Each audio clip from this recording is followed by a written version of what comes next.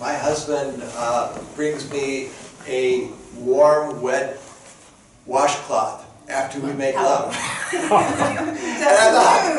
I thought, Wash good? That wasn't new. yeah, I thought, wow, what a great idea. How considerate, you know?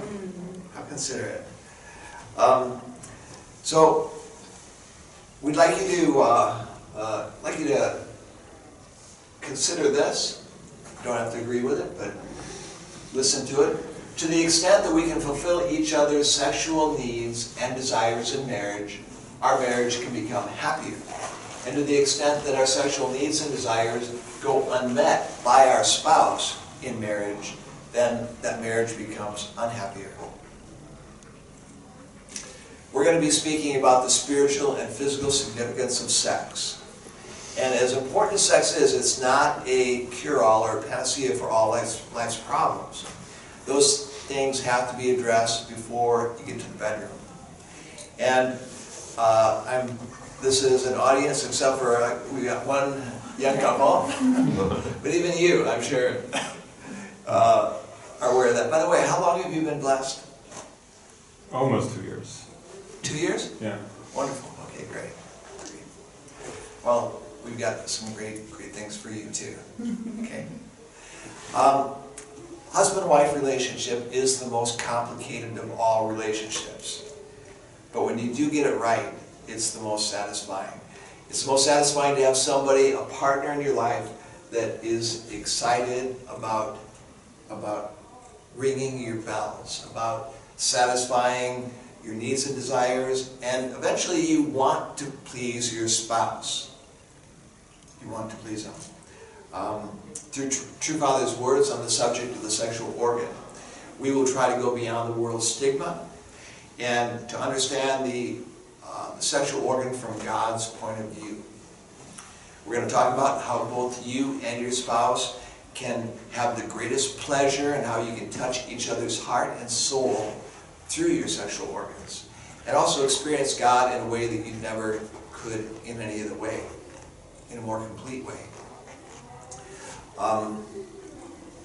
We'll get into the art of lovemaking, and you might feel uncomfortable about listening to or talking about or even attending a program like this about sex.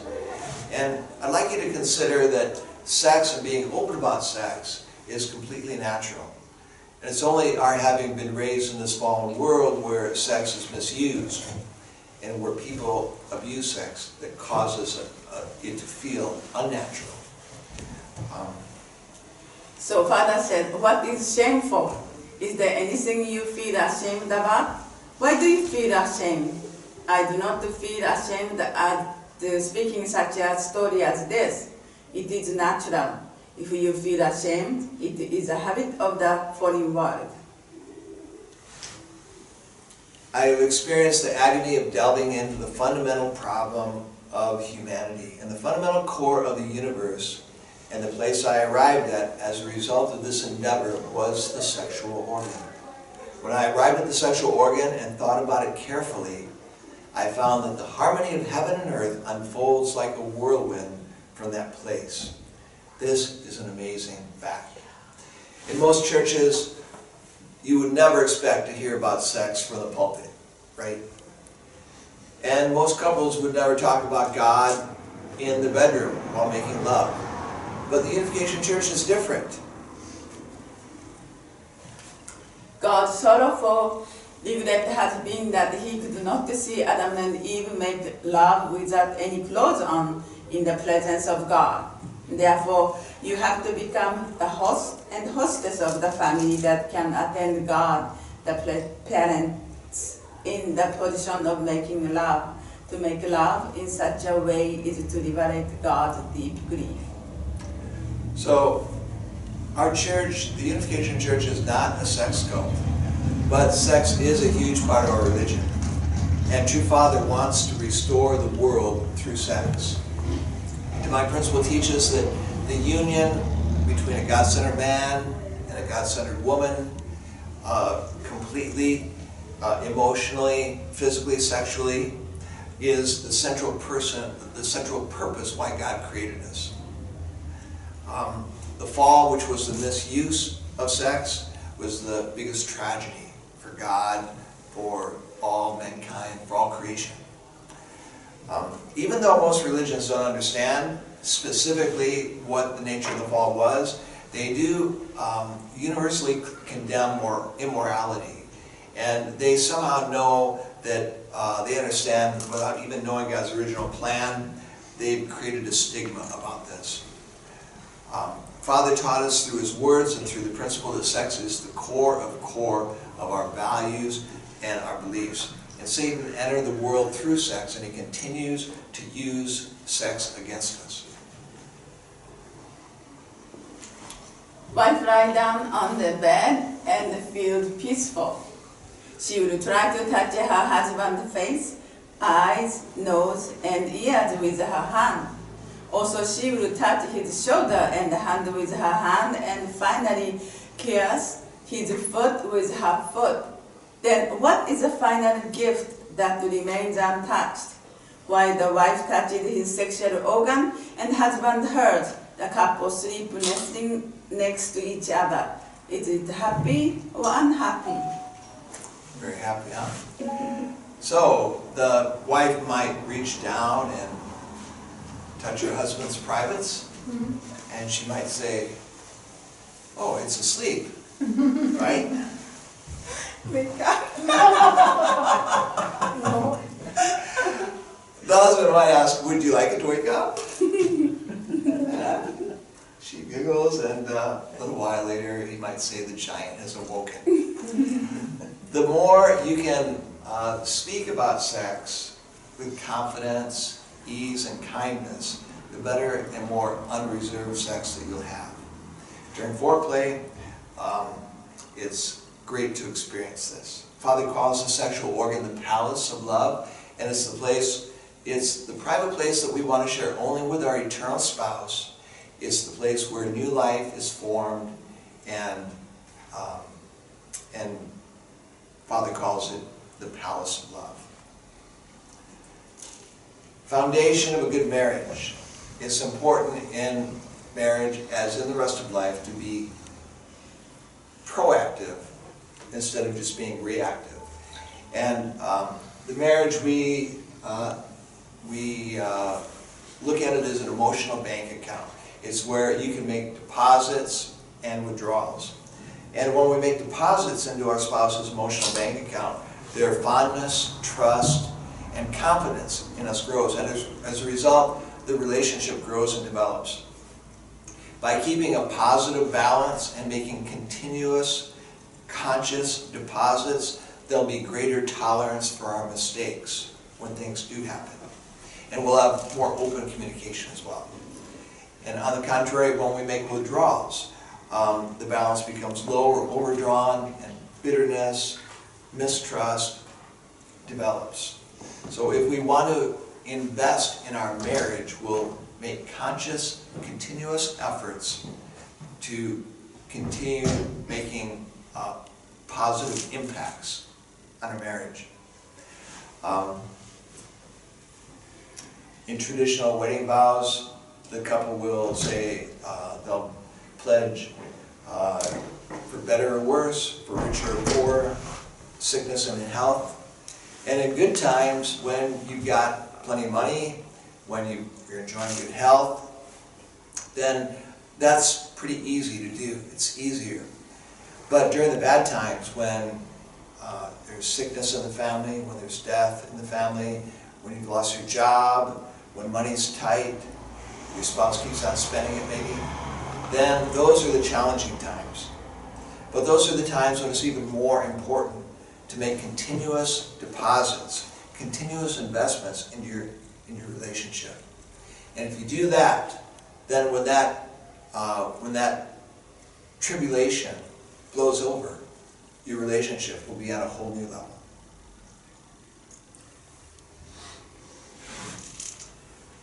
There are 6 ways to make deposits into our spouse's emotional bank account. The first one is to understand your spouse. Seek first to understand and then to be understood. And truly understanding what the other is trying to, the other is feeling isn't that easy. A lot of times when our spouse is talking, we are thinking of what we're going to say next, right? And just thinking of how to fire back. So we need to wholly and completely be there and be interested in what our spouse is interested in, instead of just reloading. And keeping commitment is very important. Once you say something that you will do, and if you don't, once it's okay, kinda okay, he forgot, or you know, he may, or he or she may say, "Oh, I'm sorry," and if it happened second time, again, third time, and then it's very difficult to bring that trust back. So keeping commitment. If you say something, you should do it. You know, I will take you somewhere, and you. That's the same with children too, but especially with your spouse. If you say something, please keep your word. And it's not just relegated to what you say, what you've said you'll do, but what's expected of you, like remembering your anniversary, things like that. Clarifying expectations. There's nothing more frustrating in a marriage than not understanding what's expected of us. My mother was a meticulous housekeeper. She kept a spotless house. And you can imagine how shocked I was when I moved in with this woman. No, she was nothing like my mother. She grew up in a bamboo house with a grass roof. I visited that house. It's got a dirt in Japan. Where? In Japan. In the middle. Okay. Yeah. It's in the countryside. It had a dirt floor and a kind of a fire thing, stove, Yeah. fire pit in the middle, yeah. Yeah, and cleaning the house was not her thing. Still isn't. So, I get rid of things, so it's okay. So whether your spouse is taking care of the home, or if they have a full or part-time job, go to school, don't just assume that the housework is their For how many responsibility. children? 7. So that's something, right? I mean, 7 children. Yeah, yeah. I mean, try keeping the house clean with 7 children. Thank you. So even if you discuss your responsibility, the chores of keeping up a home with your spouse before, and if you come home from work and the dishes aren't done or the house isn't clean, don't let words of criticism come out of your mouth. And because we're not mind readers, expecting someone to know what we're thinking is not only unfair, but it's completely unrealistic. So guys, if you want more sex, ask your wife. Without just expecting? Yeah. Okay, so ladies, if you want to your husband to do something, let them know. You have to tell them because they will not know. Yeah, and don't take this as an opportunity to throw your spouse under the bus, right? It's got to be done in a productive way, in a compassionate way. Okay? Very sensitively. Attend to the little things, little courtesies, helping out around the house, watching the kids, cards, flowers, opening doors. These are all the little things that spice up a marriage. And it's the little things that eventually become the big things. My husband give me flowers for no reason. It's not because it's my birthday or anything, but he's a very romantic person. And he opened the door and, you know, to carry heavy things for sure. Also, date night is very, very important. once we have been doing this day-to-night thing very much from the beginning of our married life, and once a week we'll go somewhere. And in the beginning we were not we are very poor, right? We worked for the church company. They give us very little money and we eat everything at the company. So we didn't have much money, but we always find the way to go to little, like a restaurant and go to the movies. And it was very important for us, and we're still doing it. We find the place, like if it movie is not good movie there, then find some museum, find something. This is a wonderful thing. I surprised him one time with where I want to go. So those things are very Always the same fun. day? Always on the same day? Wednesday is kinda our day, but if it doesn't, then could be Okay, any, some other day, but Yeah. okay, but once a week. once a week, yeah. And you don't have to go to restaurant. Like you can go Some just a special cafe, like, yeah, have some snack or just walk on the park or something around. That would be very nice too. And in loving your spouse, your thinking is just as important as your words and actions. If you get home and the house is messy, the dishes aren't done, don't think, well, I worked hard all day and now I got to come home to a messy house. Or if they're not going to do it, I guess I'll have to. No, that's the wrong heart. It's the wrong attitude. You got to think, I want to help. By doing these things, by serving my spouse, I'm investing in our relationship. If you've lost the feeling of love, or if you haven't had it for a long time, you can't just wait for it to return. It will never happen. You have to make love a verb, not a noun. And through investing in your relationship, you are loving your spouse. I own a business, successful business.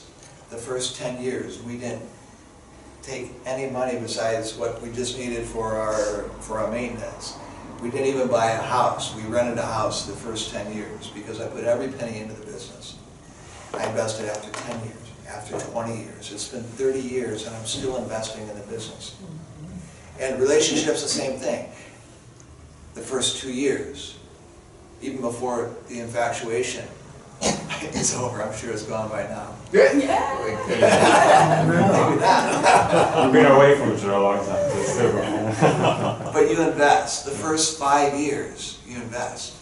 Yeah. The first 10 years. The first 20 years. 30.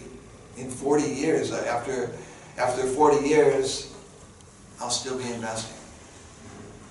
You get the return in spiritual. Huh? You get the return in spiritual. Yes, I mean, I enjoy just investing, but That's the point. there is a return.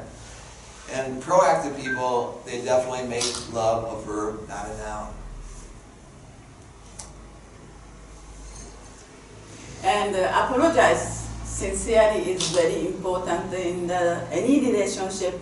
The thank you and I'm sorry is essential for us when anyway, when we have some like bad feelings with each other, before we fall asleep, we always say I'm sorry, and we don't have to go, think food fault, food wrong, because the bad feeling is created by both. So I always said I'm sorry, and then he said, I'm sorry, honey. That's the end of the argument or any bad feeling. So we are doing very well. Until one time, my husband was helping in the kitchen. He is created this trap system. He is very genius. He's very genius person. Trap, yeah, the system. What the tank after tank, the water goes in, everything very systematically he created. So he's a very smart person. Okay. He was helping me in the kitchen.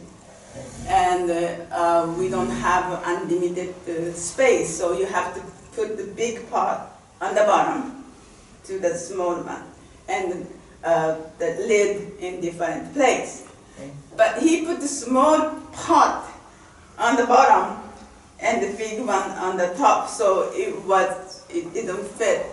So I told him, David, you have no brain, brainless, something like that. And then he just walked away from the kitchen. And that night, when I went to bed, She said it with emotion. yes, You have no brain. no brain, no brain. So he went to bed, and it is Father's word, so we sleep naked. So that night, my husband had t-shirts and underwear. So I knew he was upset. And then I thought, I remembered very well, Father said you have to make up your differences and fight within 3 days. So I thought, what will happen if I wait 3 days? So I said, okay, that's fine. And so I put pajama on and slept, back to back. And then second night, well, he was the same way. He went to bed, but my emotion was really getting very hard. Like the wall between us was really building up. And so I couldn't speak anymore. We were not talking. And then I said, okay, this is not going to work. I don't want to live like this. So I wanted to say I'm sorry, but I just didn't come. But I looked at him, I started to cry. And then finally I said, I'm sorry. And then he said, okay, so what did you learn? So normally I expected him to say, it's okay, honey. Oh, I'm sorry, honey, like that. But that time he said, what did you learn? So I said, okay, you shall not to challenge Father's word. So after that, I try not to challenge Father's word. Yeah. Right. Because that little thing, what he did, little thing is so little. But if you don't digest and make up, that little thing can build up to big thing. And 3 years later, you may have big block between you and you are not talking. You are not only not having sex, sleeping in different room and not talking. That I don't want anybody to have that. So take care of little thing. Yeah. And yeah. I'm sorry, it goes a long way. Yeah. Integrity and trust. Nothing is more damaging to a marriage than lack of integrity. Being that the emotional bank account in the marriage is essentially based on trust, you could essentially be doing all these other things right, to the best of your ability, and one violation of trust could nullify everything. And it could take a lot of deposits to make up for it. So integrity is a soundness of moral character, and it's the bedrock upon which all good marriages are made. If your partner's lost your trust, or if you haven't had it for a while, you'll have to show them that trust again. Well, can you define integrity?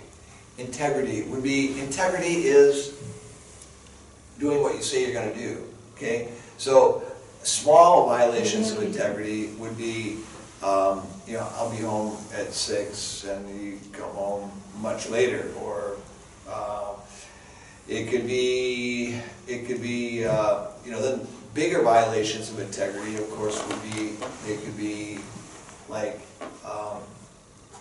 well, it's not doing what you say you're going to do, or what's expected of you, okay? So it could be, something like, even something like having an affair or flirting with somebody. So like reliability. Yes. Reliability, would you Yes. say? Transparency? Or, yes, or if your spouse catches you watching pornography and you're offended by that because she thought that she was your queen and she realizes you have a harem.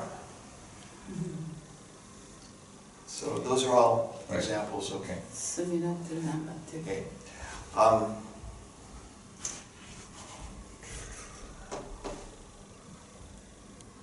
So yeah, if you've lost the joy in your marriage or if you haven't had it for a while, then you may need to make many deposits in your spouse's emotional bank account. And if you've stopped having sex, you might have to invest for a long time. Maybe there's something that happened a long time ago, so talk to your spouse. Say you're sorry, take responsibility for any mistakes, and then after a while you can begin working on the sex part.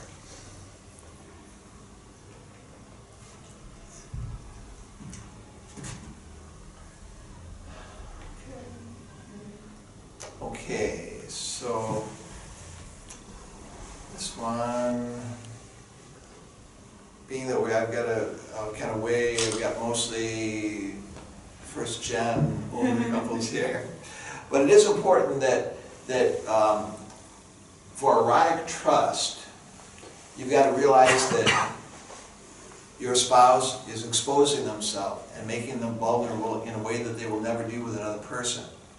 So you should never belittle or make fun of your spouse, never tease them about how they look. Just tell them honestly how beautiful and handsome they are during the day, and how especially good looking they are at night with no clothes on. And have zero negative judgment against your spouse's sexuality or about your own sexuality. Even your desires or your shortcomings.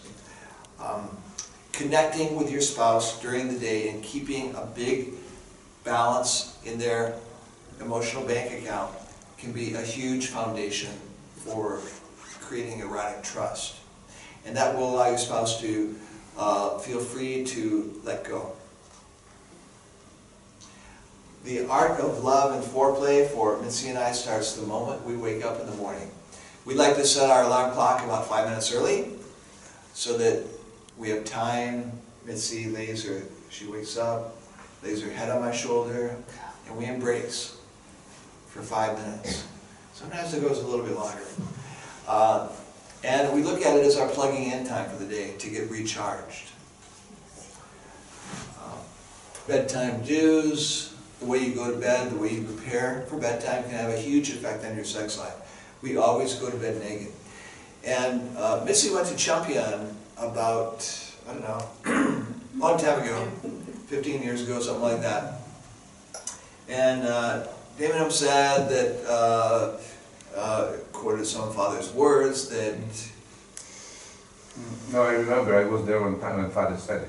I see, why don't you do that? The husband and wife enter into a state where they almost lose their consciousness. Then they enter into a spiritual state of ecstasy beyond the description with such a joyful and mystical state of mind. Is it happy for a husband and wife to sleep naked, nestling next to each other in such a joyful and mystical state? Or is it happy to sleep without feeling each other's skin by wearing 5 or 6 layers of clothes? And I really experienced this mystical ecstasy. And like I want to stay in that space with absolute oneness, peace and harmony, everything good. I want to stay like that forever, and I could die right there.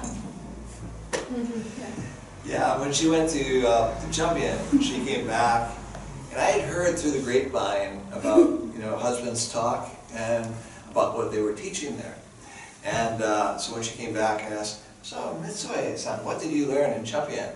And oh, we learned about your parents, and we learned about Hundake and like that. And I said, well, Miss, that's great. Did you learn anything else? Is that all you learned?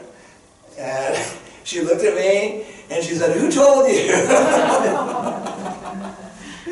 Japanese wife, you know, they have faith in father, so. I slept with socks That's and why- everything on. Yeah. Before that. Since then. So calm your mind and body, and a soothing cup of tea is good for this. Go to bed early and together, especially now that we're getting, most of us are getting older, and it is important because we don't have as much energy. We're not like little rabbits like these guys are. Morning, night. Okay? Sleep So- 3 or 4 hours. So yeah, you've got to go to bed early so you don't have to rush and you won't be too tired. That's important as we get older. Focus on that beautiful, hopefully naked man or woman who's about to crawl in bed beside you. Bedtime don'ts. Never barter for sex. Never expect anything in return for your spouse sexually pleasing you. And never withhold sex because your spouse isn't doing what you want. This will poison your marriage. I don't know what barter means. Barter means Bargain. bargain, I yeah. can give you this. Yeah, exactly, yeah. Okay. Yeah. And this is conditional love. So that will poison your marriage. Politics, terrorists, world events, these are things we're all concerned about, but they're not going to help your love life. And especially right before bedtime. If wife thinks all day about her husband with her invisible mind and smiles with her visible face, a light of glory will shine through. This smiling face has a captivating power that draws her husband near. Yeah. So guys, when you call your wife during the day and you tell her you haven't been able to concentrate because you've been thinking about her and what you're going to do with her when you get home, and you've been thinking about her naked, she'll never question whether she's beautiful, and she'll have confidence that she's the woman of your dreams. Okay? This will give her self-confidence, and she'll melt in your arms. She'll purr like a kitten. One laugh. So you have to create an environment of safety and intimacy. And anticipation, also. Anticipation is important. And you can do this by making your partner feel comfortable and positive enough to let go. And you have to make your wife realize that you're totally there for her.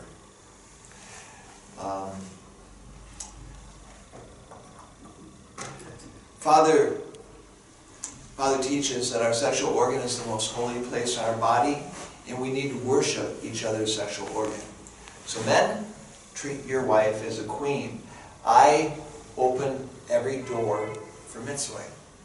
I open the door for the church, car doors, door to the house, restaurant doors. Every door I open for her is because Mitzvah is my queen and I honor her. Wives, treat your husband like a king. Yeah.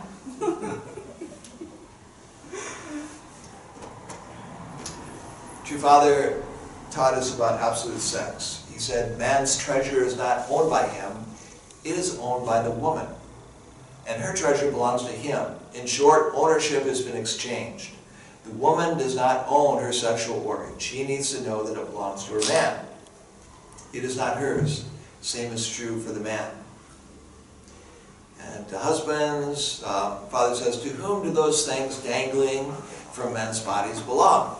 This was not previously understood. Thinking that your sexual organ belongs to you is a sin. So guys, whom do those things dangling between your legs belong?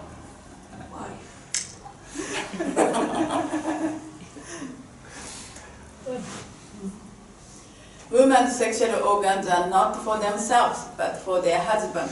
Until now, they have thought of them as their own. But that is not so. They have no need for them. Men are the ones who need them. Women need to realize that what they have belongs to the man, to their husband. Now I've got something really important to share with you. If you get it right, you're going to have an extraordinary life together with your spouse. If you get it wrong, you're going to sow the seeds for disaster. So before the blessing, your body was yours and your sexual organ was yours. But after the blessing, having shared this about our sexual life and our intimacy, our life together for years with couples, we get a lot of couples that come up to us or email me and they say, Dave, we haven't had sex for a year, for 5 years, for 10 years. And one of the spouses just isn't interested in having sex anymore. The wife or the husband says, this is my body, this is my sexual organ. Mine is mine, yours is yours. I'll take care of mine, you take care of yours. And this way of thinking will poison your marriage, and it will destroy the intimacy in your marriage. When you go through the blessing, you transfer ownership of your sexual organ to your mate. So what Father says is truly revolutionary. He says that the owner and the best, for a man, the owner and the best person to take care of your penis is your wife. And to the woman, he says the owner and the best person to take care of your vagina is your husband. The happiest man is the one who gets this. And the happiest woman is the one who gets that the best person to take care of hers is her husband. If you really get this and if you live by this, then you can get ready for an extraordinary life together. God created our sexual organs so that we can have deep intimacy and so we can become deeply intimate with each other. Both husband and wife need to realize how much we need each other, right? Mm-hmm.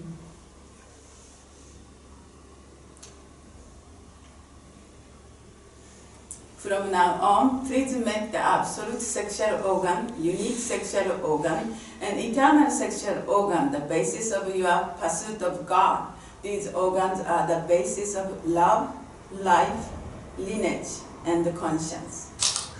How'd you? When both husband and wife are experiencing great sex, the husband wants to please his wife and the wife wants to please her husband.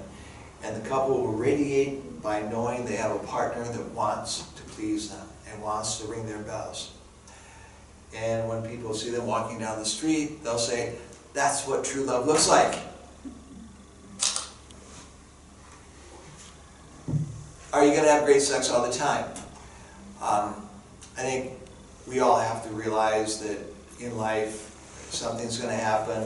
You have to be aware things are going to happen in your life or in your spouse's life. And it might be sickness or surgery, loss of a loved one, loss of a job. And either you or your spouse just will not have the capacity to be selfless anymore. And you got to be compassionate and understanding of this. Of course, if it continues for a long time, it becomes a problem. I think I would put the pregnancy. Pregnancy too, yeah. Also, yeah. Yeah, things happen. Life goes in cycles.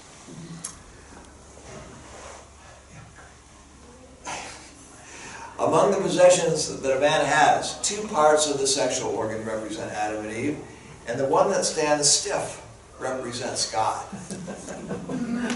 So, if outside people heard this, they would be shocked. And when we hear it even, our first response is to giggle. But then, when we consider it, we realize how profound it really is. The seeds of a child fall down from heaven above. In Sweden, we have a tradition of the ancient graphics and arts often represented the man with erection. So there is that very much. Just Thank you. with that sense of Steve. Yeah. Okay. God wants to dwell where true men and true women make love. Since God is there, that love can be eternal. Even the world is looking forward to seeing you without falling asleep, wondering, tonight what time is my master couple going to hold a banquet for the celebration of love where God will come down and participate. This one, if we really get to this, it's amazing that all creation is looking forward for this banquet, this celebration where God comes down. That is love making. If we understand this, then love making, having sex is nothing to be ashamed of, nothing to be embarrassed. That celebration, God come down. It's amazing thing. I love this quote. Yeah. All right, so the walls in your bedroom are waiting tonight, Yeah. okay? Okay. When husband and wife dance next in the room, is this something to be concerned about? Between the husband and wife, who cares what they do? Whether they dance naked or do other strange things? What does it matter when the husband and wife do it by themselves? So however you like to make love is up to you. Just enjoy it together. As long as you're both enjoying it, it's okay. Sometimes women have a difficult time reaching orgasm, and sometimes women finish their lives without knowing the real taste of conjugal lovemaking. Father said, that's the man's fault. Therefore, a man must spend enough time in lovemaking for the sake of a woman. If a man does not adjust himself to the woman's pace, she will get sick. And Father says that sexual satisfaction is absolutely necessary for a woman's health.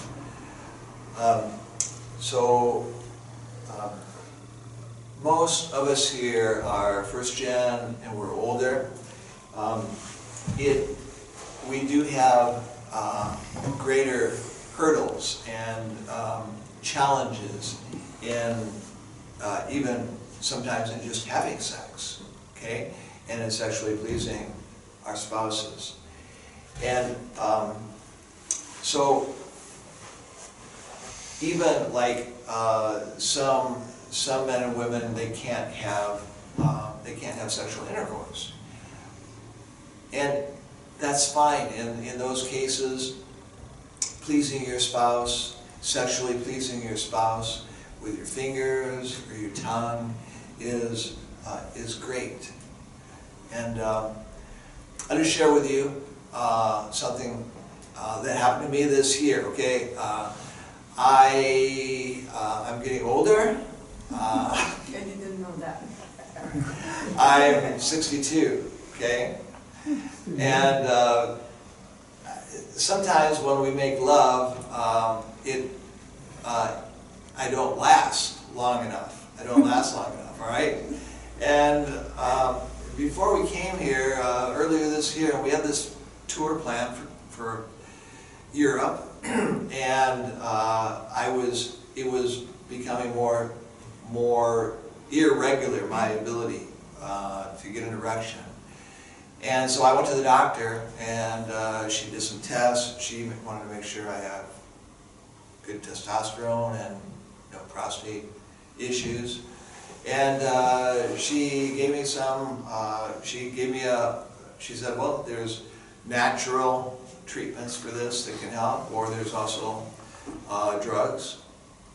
And so she gave me a prescription, and I take a half of a pill like every other day. She said, well, you just take a pill every day, and I didn't want to do that, but I wanted to see what it would do, and it helped. And for me, it's like, it's important to me, intimacy, that connection is important, and that I'm there for Mitsue, and that we can have this experience of lovemaking. And I could have just said, well, I'm getting older, and we're not going to have it as frequently. we're not going to make love as frequently. But I did. I liked making love more frequently, and so I took responsibility, and I think that's what he likes. Is it Viagra? No, it's Cialis actually. It's Yeah. Cialis isn't as it doesn't, and I haven't had anything where I have an erection for 24 hours. But it just and I don't take as much as they recommend. I experimented with it and took as much as until I was back up to speed, you know. Until I felt like 40 again, so or 20. But did this feel also extra energy during the day? No. No, it's just related to the sexual potency. Yeah, you still got to get aroused. Yeah. Okay. Yeah, it doesn't help you to get aroused. So it's specific, it's not like for general extra energy in the No. body in general. Okay. No.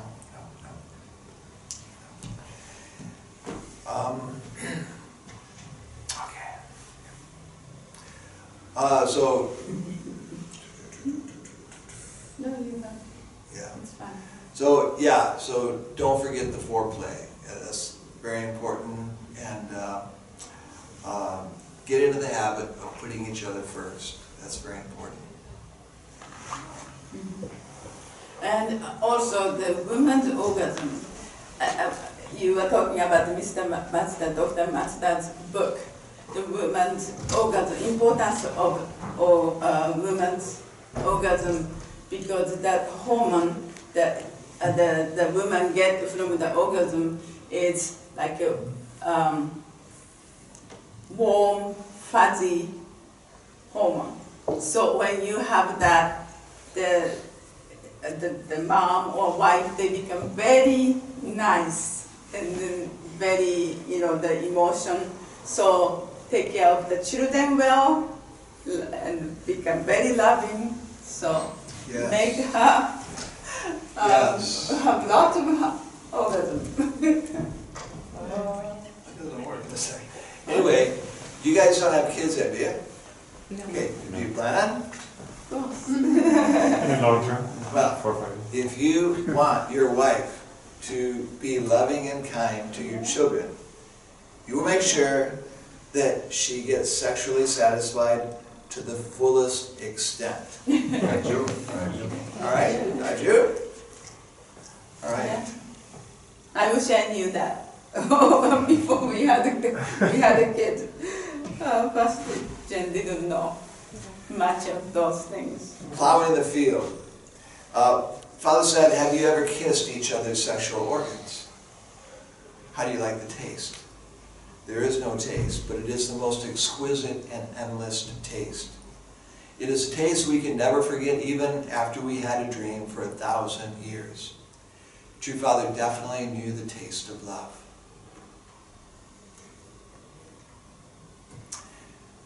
Going down. Nothing replaces passion. Some men or women go down because they know that it turns their spouse on, and they know their spouse likes it. And they're right.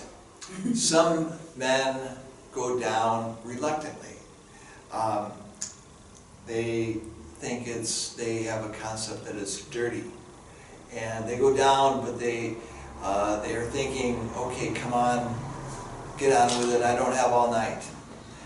For some guys, they like going down, they love the taste. It's better than their favorite ice cream cone. They go down with passion and with a voracious appetite. They can't get enough. Your wife will definitely know if you have passion. Right, girls? Yes. Okay. I've often wondered, why did God make men and women so that they orgasm at such different times? Right? Women take 15, 25 minutes to orgasm, and men, what do we take? 3 minutes? 2 minutes? 2 minutes. You're probably 1 minute. Rest of us take a little longer. But why did I do that, you know? And I realized that the bedroom not only reveals a man's character, but it develops it.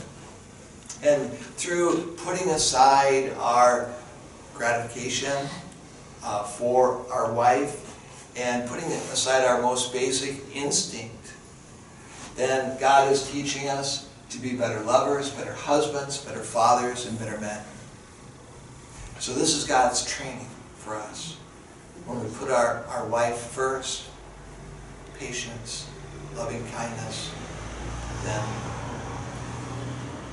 God develops our character. Both husband and wife need to get present with each other during lovemaking. And don't think about work, about the bills, about the banana in the refrigerator, about the kids. Just get present, okay? Be right here with your mate. The past is gone, why focus on it? Put it behind you where it belongs. The future hasn't happened yet, why worry about it?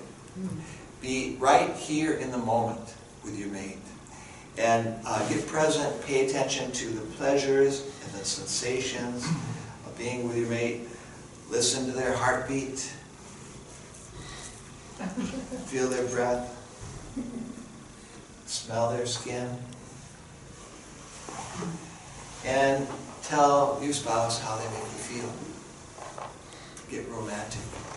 Okay? Be in the moment with your mate. Guys, we have to slow ourselves down. Not you guys so much, but you over there. Sorry to say. We were all young ones, weren't we, guys? Yes. Long Yeah. time ago. A long time ago. But don't focus on yourself. You got to focus on something to focus on your spouse. And that's true with all of us. We need to focus on our wife's enjoyment. After going down for a round of your favorite ice cream, gently use your fingers and make sure your wife is enjoying herself. Speak to her. Ask her if it's too fast or too slow. And make sure that she knows that you're enjoying yourself. And even sometimes, like when, as I have been getting older, sometimes Mitsue had an orgasm and I didn't. And I let her know that I enjoyed myself, and I'm glad that she was fulfilled. More often, it's the other way around, of course. But anyway, make her feel sexy. When you're finished, it's important to embrace each other. And for guys, don't just roll over and go to sleep. Especially if your wife didn't have an orgasm. Tell her you're sorry. Ask her, did you enjoy it, honey? And usually, what will you say when I ask you that if you didn't have an orgasm? I said it's not your fault. Yeah, but when I say, did you Enjoy? yourself? Yes, I did. Yes. Yeah. Yes. Yes, I say yes, I enjoyed. And if I don't have, it's not your fault because I have so many things in my mind. Yeah. I tell her that I'm happy to be the man in her life, and I tell her how ecstatic she makes me feel. Yeah. Nice. And we're really connected. And the most important thing is just to enjoy yourselves. In summary, make deposits and invest in your marriage. Get familiar with your spouse's territory. Study and practice. Spend enough time in foreplay. Go down with passion. Put each other's sexual satisfaction first and enjoy yourselves. When a husband and wife make love, even if the husband, father or mother may be sleeping next to them, it is fine if they scream when they reach their climax. True father, by the way. It's a true father. they should make everyone in the local villages know about their love.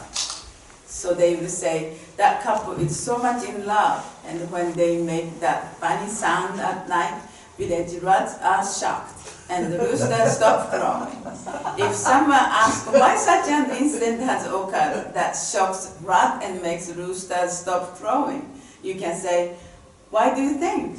It is because of the shout of love that shakes heaven and earth. So our sincere desire for each of you is that the rats in your villages will be shocked and the roosters will stop their crowing and that you become a radiant, blessed couple. I'd like to close with, I'd like you to close your eyes for a moment. Okay. If you're with your spouse, hold your hand, both hands. Okay. Close your eyes. What would your marriage look like if you and your spouse totally lived for the sake of each other?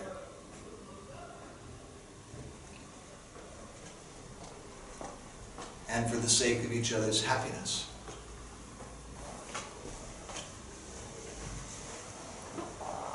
What would our church look like if all blessed couples lived this way? And we became known as the Great Sex Church. Would you be proud to be part of that church community?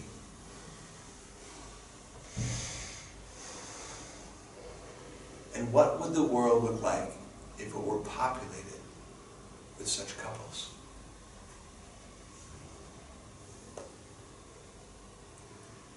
Okay, you can open your eyes.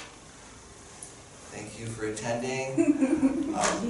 Nancy and I will, we want Do you have a question? to be here in case, and like I said, we are not experts, and we'd like to hear from some of you too. We'd like to How about the question? know a little bit about our relationship. Question, please write.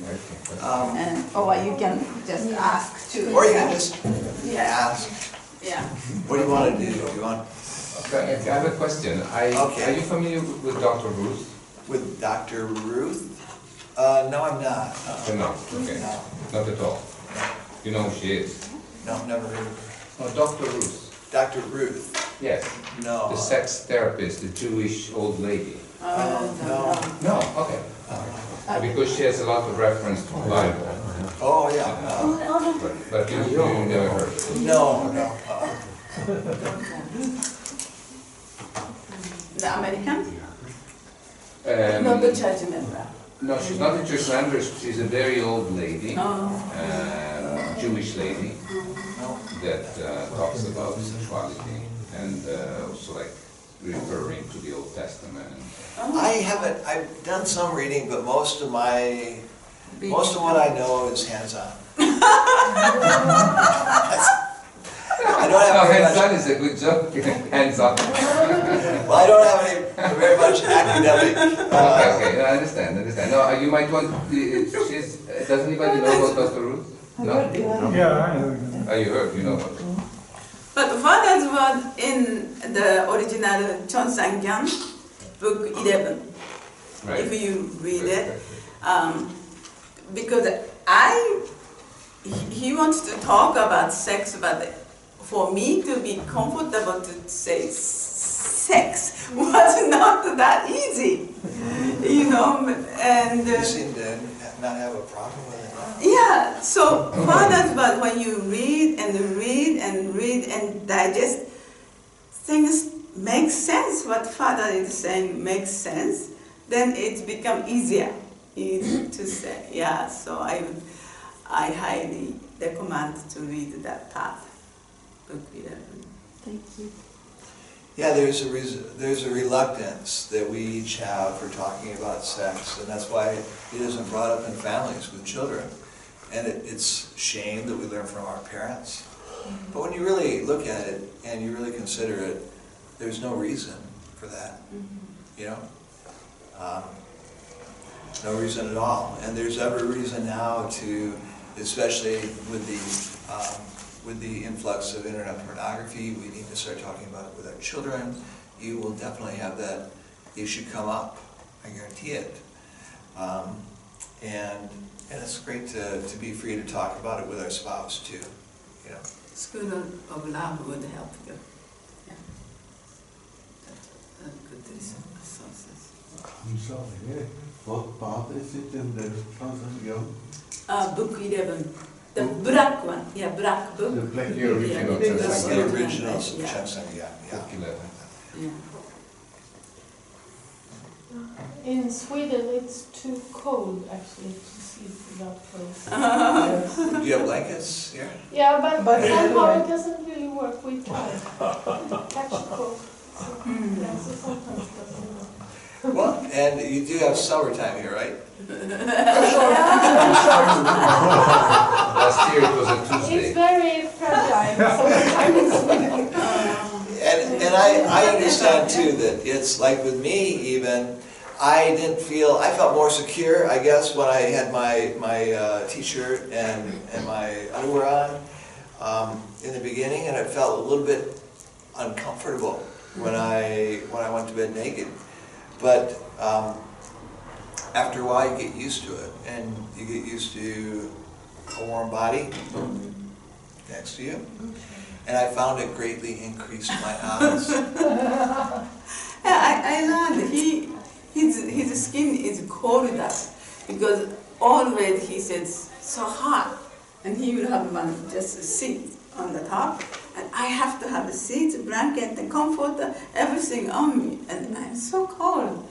And he said, I don't need this, and peel off, and then one day I touched it, and then his skin is like originally cold. Oh. So cold is okay for him, but I'm a warm body, so if I get cold, really cold, I have to, and then You put them on your side, right? I know I put only on my side, so I have 3 years. Yeah. Make it work out. Life is, marriage is working together, right? Give and take. I'm not. Yeah. I'm thinking new. Yeah. One thing, oh, go ahead. No, I hear there, but The baby. One thing which is very obvious, but since we work with ministers, and there's one minister a whole morning in the black church. His whole point, he was giving internal guidance to husband and wife. His whole point was to take a shower before going to bed. I mean, it's such an obvious thing, right? If you want to be Yeah. intimate, but it's not so. I mean, so that's. But it's a great insight. I mean, to have that sense of hygiene. Yeah. Sometimes Yeah. it's not so obvious. And for women, like we've got a nice house actually. We have a bidet in our house. So Mitzi always washes herself before coming to bed. Always. Or if she doesn't, then if she knows I'm getting a little intimate, she'll say, just a minute, David. She'll go on. Oh, I ask, can you just use your finger? Or whatever, yeah, Yeah. sometimes. Yeah. Yeah.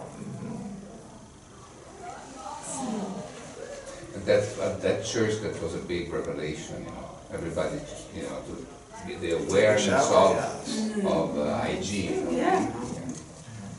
Yeah, this African seminar that I spoke about before, Yeah. Oh, talked yeah. about sex. They often they had a panel, and one guy, he was really talking about hygiene. Because Oh. obviously it was a problem for men, so we have explained everything about how important you have to take a shower, you have to Oh. be clean. Yeah. Wow. Yeah. Fine. Yeah. So very open and stuff. Maybe we should put it. Well, no, in Sweden one can never say man.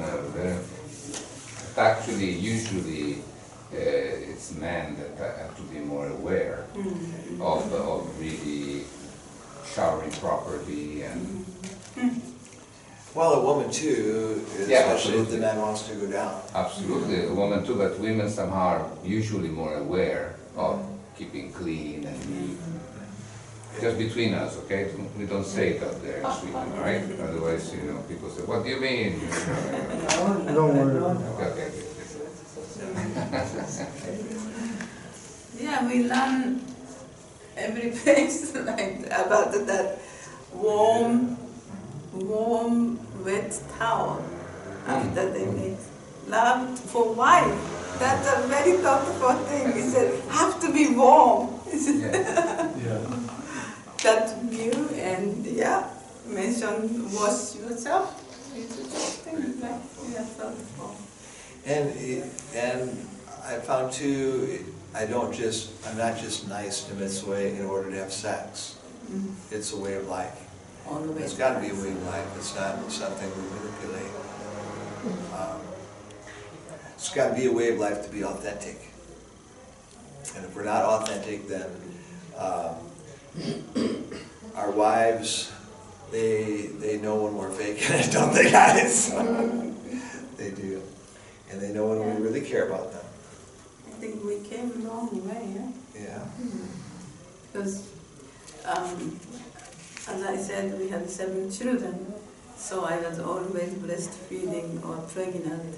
So the sex is like far away, and he would say, "Do you want to make love?" And I said, "You want to make love or you want to have sex? Like, enjoy yourself?" Then, okay, no, then I, not. Like, then children grew, and I think around that time, Father's word just came. Did he say that? Like, and then after that was much more. I became much more open for the each other's need. I didn't know he had his need, and I need this or that. Yeah. I think it's just men and women are so different, even in this area. And if you don't study this, you don't know. That's right. It's just, Yeah. I think this, what's his name, this guy, the funny guy who did this video. Bungo, Mark Bungo. Yeah. He's teaching a lot about this, Yeah. Yeah. in a very realistic way, yeah. And I think it's like an eye-opener in many ways. That was originally the blueprint that we wanted to pattern the Energized retreats after. Yeah. Unification of style, Mark Unger retreat. Yeah. Yeah. I used to listen a lot to his. He had a podcast. Oh yeah. But that was more people sending in really crazy questions about it.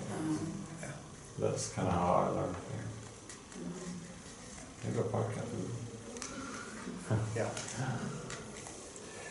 Sometimes people will ask about quickies. What do you think about quickies? And what do you think? I don't know. What do you think about quickies?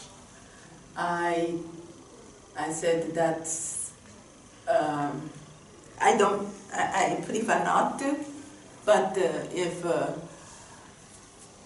that is the only way, because I'm not going to be ready every time when my husband wants sex, so I guess sometime I said okay, but I don't know. You don't do that. Not so much Yeah. anymore. Yeah. Not so much anymore. And definitely, I think that quickies should not be your mainstay. I think sometimes it's appropriate because a man has, especially when we're younger, then our libido is a lot more strong, and our desires for more frequent sex is maybe more than our spouse.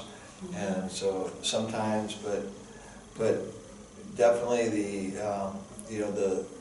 the mainstay of your sexual relationship should be, with the intention of putting your spouse first. I have kept track of every time that I made love with Mitsue for the last 5 years. 5 years. And I keep track of the times that she gets an orgasm. And that's, I make the ratio, I calculate the ratio. And I try to improve myself, or at least try not to get worse. An app, you have an app? An app? You have an app on I your don't have phone? an app, no, I just keep track of my notes. And nobody knows this, my batting average is what I call it. But nobody knows it but Mitzi and I. It's not a competition with any other couple or anything. It's for myself, my own personal metrics, and just wanting to be the best I can be, you know. Also, because of that, I try to focus because She doesn't want I'm to ruin my always- batting average. always thinking something, so it's So like, what are you doing? You're destroying my batting average. No. focus. I have to really focus, especially nowadays. Okay. Yeah, it's kind of like, Still not every time. Yeah. yeah, it's kind of like a Buddhist paradox. It gets harder because it's not, you know. Anyway.